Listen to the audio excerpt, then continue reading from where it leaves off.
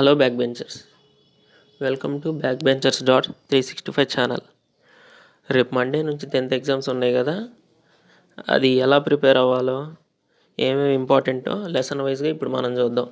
So రేపు Monday తెలుగే కదా, ఏమేమి ఇంపార్టెంటో ఏమేమి ఎలా రాయాలో ఇప్పుడు మనం చూద్దాం. ఫస్ట్ లెసన్ మాతృభావన. ఇందులో మొత్తం పద్యాలే ఉన్నాయి. సో ఈ పద్యాల్లో ఏది చదవాలంటే, ఇక్కడ ఫ్లవర్ సింబల్ ఉంది చూసారా, అవి మాత్రమే చదవాలి. ఇదిగో ఇక్కడ ఒకటి ఉంది, ఇక్కడ ఒకటి, ఇక్కడ ఒకటి, ఇక్కడ ఒకటి, టోటల్ 4 పద్యాలు. ఈ 4 పద్యాలు చదివితే చాలు, ఈ లెసన్ మొత్తం కవర్ అయిపోద్ది. నెక్స్ట్ జానపదుని జాబు. ఈ లెసన్ చదవండి చాలు, మిగతాది ఏం అవసరం లేదు. ఈ క్వశ్చన్లు, ఈ బట్టి పట్టడాలు ఏం అవసరం లేదు. ఈ లెసన్ చదివితే చాలు. లెసన్ వరకు చదివి ఇంపార్టెంట్ పాయింట్స్ నోట్ చేసుకుంటే అయ్యే ఏ క్వశ్చన్ ఇచ్చినా కానీ ఆ పాయింట్స్ రాస్తే చాలు, మిగతా అదేదో అవసరం లేదు. నెక్స్ట్ వెన్నెల లెసన్. వెన్నెల లెసన్ కూడా చాలా ఇంపార్టెంట్. దీంట్లో కూడా ఫ్లవర్ సింబల్ ఉన్నాయి. 1, 2, 3 పద్యాలు ఉన్నాయి. ఈ 3 పద్యాలు కూడా చాలా ఇంపార్టెంట్. నెక్స్ట్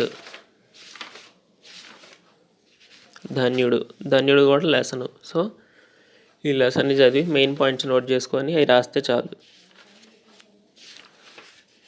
నెక్స్ట్ శతక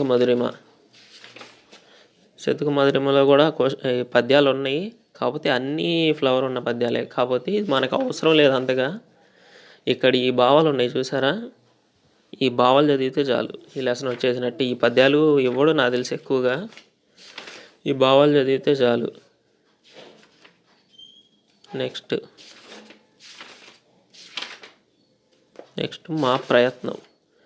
ఇది కూడా లెసన్ చదివి మెయిన్ పాయింట్స్ టిక్ పెట్టుకొని రాసుకొని అవే ఎగ్జామ్లో రాస్తే చాలు. ఏ క్వశ్చన్ ఇచ్చినా కానీ, ఆ లెసన్ నుంచి ఏ క్వశ్చన్ ఇచ్చినా కానీ ఆ పాయింట్స్ రాయండి చాలు.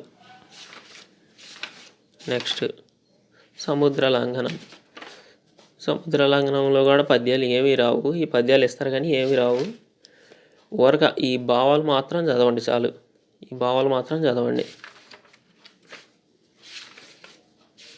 ఆ భావాలు చదివితే ఆ లెసన్ నుంచి ఎలాంటి క్వశ్చన్స్ ఇచ్చినా కానీ రాయొచ్చు సొంతగా. నెక్స్ట్ మాణిక్య వీణలో ఇది ఒక కవిత. సో ఈ కవితని చదవాల్సిన అవసరం లేదు, పక్కన సారాంశం ఉంది, సారాంశం చదవండి చాలు. ఈ సారాంశం చదివితే వీటిల్లో నుంచి ఏ క్వశ్చన్ ఇచ్చినా కానీ రాయొచ్చు. ఆ సారాంశం రాస్తే చాలు. మహా అయితే ఒక లెసన్ నుంచి 1 లేదా 2 క్వశ్చన్లు వస్తాయి అంతే, ఈజీగా రాసేయచ్చు. ఆ సారాంశాన్ని 2 భాగాలుగా చేసి రాసేయచ్చు. నెక్స్ట్ గోరంత దీపాలు కూడా లెసన్ చదివి పాయింట్స్ టిక్ పెట్టుకొని రాసుకుంటే చాలు. నెక్స్ట్ భిక్షలో కూడా పద్యాలు ఉన్నాయి కానీ, ఇదిగో ఇక్కడ ఫ్లవర్ అని చూసారా, ఇదిగో ఇది ఈ 3 చదవండి చాలు. ఈ భావాలన్నీ చదవాల్సిందే, ఎందుకంటే క్వశ్చన్స్ ఇచ్చినప్పుడు రాయాలి కదా. సో అందుకని ఈ పద్యాలు మాత్రం కంపల్సరీ. నెక్స్ట్ చిత్రగ్రీవం లెసన్ కూడా చాలా ఇంపార్టెంట్. లెసన్ ఒకసారి జస్ట్ చదివి అందులో మెయిన్ పాయింట్స్ టిక్ పెట్టుకొని ఒక పేపర్ మీద రాసుకోండి. దాని నుంచి ఏ క్వశ్చన్ ఇచ్చినా కానీ రాసేటట్టు రాసుకోండి. నెక్స్ట్ రామాయణం ఏం లేదు, చాలా సింపుల్.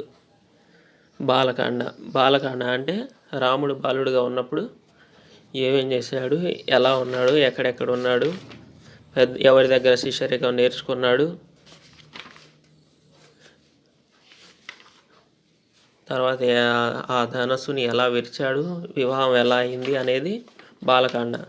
నెక్స్ట్ అయోధ్యకాండ అంటే రాముడు సీతను తీసుకొని అయోధ్యకి రావటం, అక్కడ వాళ్ళ నాన్నగారు పట్టాభిషేకం చేసి రాజులు అవ్వాలని చెప్పటం, ఇది చేయటం జరుగుతుంది. నెక్స్ట్ అరణ్యకాండ. కైకేయి వాళ్ళ కొడుకు భరతుడిని రాజుగా చేయటం కోసం రాముడిని అరణ్యవాసం అరణ్యవాసానికి పంపించడానికి చూస్తుంది. అందుకని రాముడు లక్ష్మణుడు సీతను తీసుకొని అరణ్యవాసానికి వెళ్తారు. ఇది అరణ్యవాసం. ఇది కిష్కింధకాండ. కిష్కింధకాండలో ఏం లేదు. కిష్కింధకాండలో అరణ్యవాసంలో ఉన్నప్పుడు సీతను రాముడు అపహరించుకొని పోతాడు కదా.